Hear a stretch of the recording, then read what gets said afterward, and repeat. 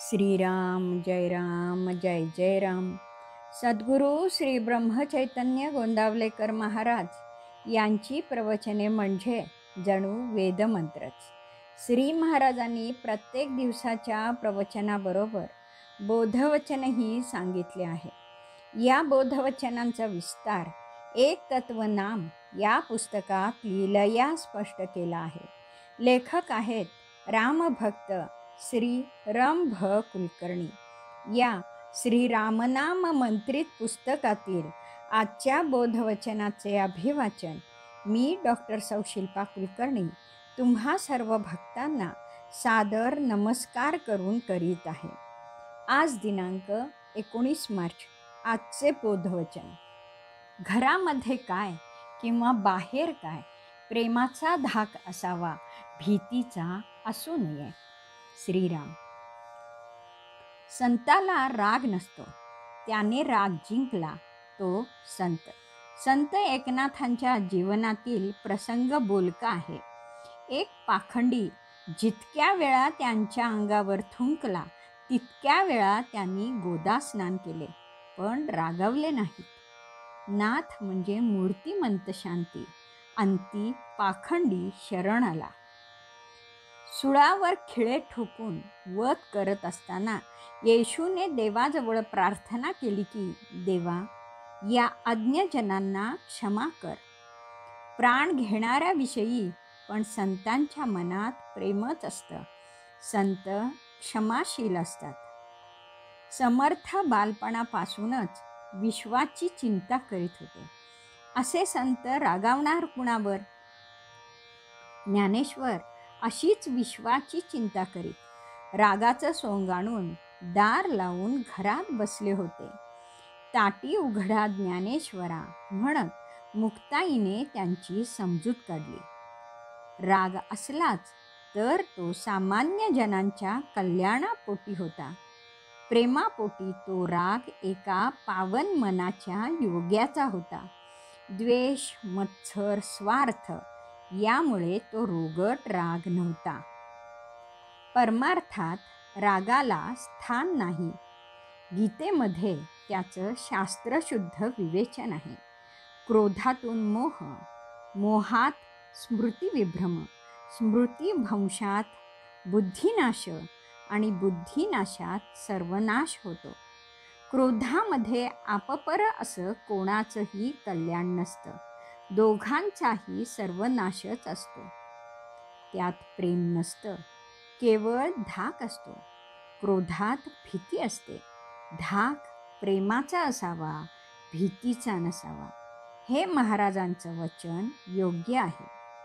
ज्याच्यावर रागवायचं त्याच्याविषयी मनात प्रेम हवं. त्याच्या कल्याणाचा विचार हवा.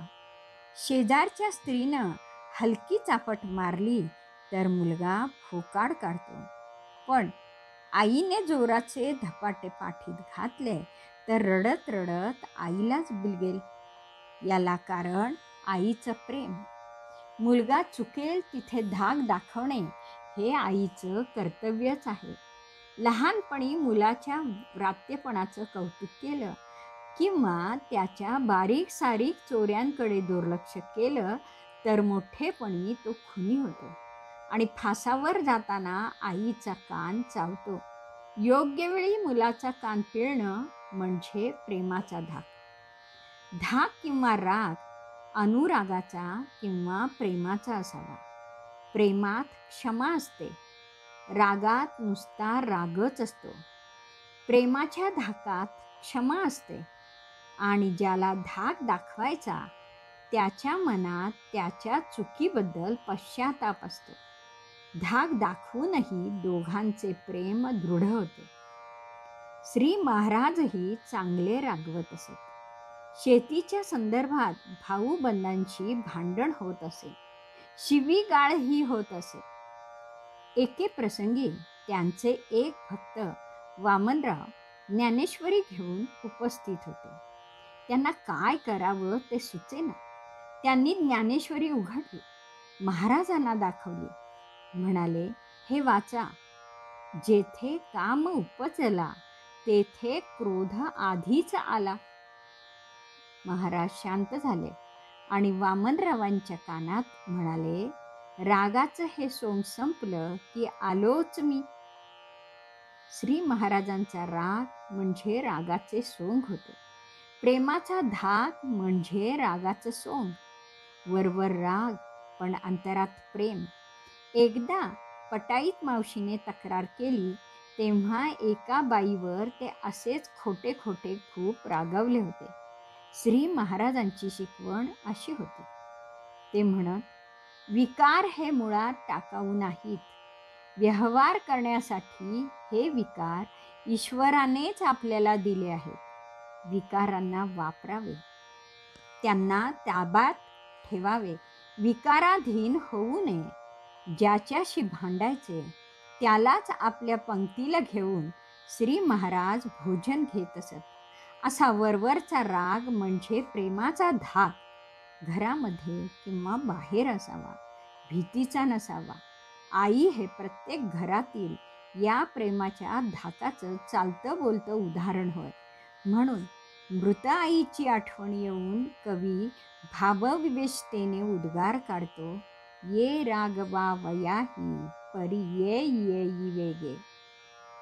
श्रीराम समर्थ. जानकी जीवन स्मरण. जय जय राम.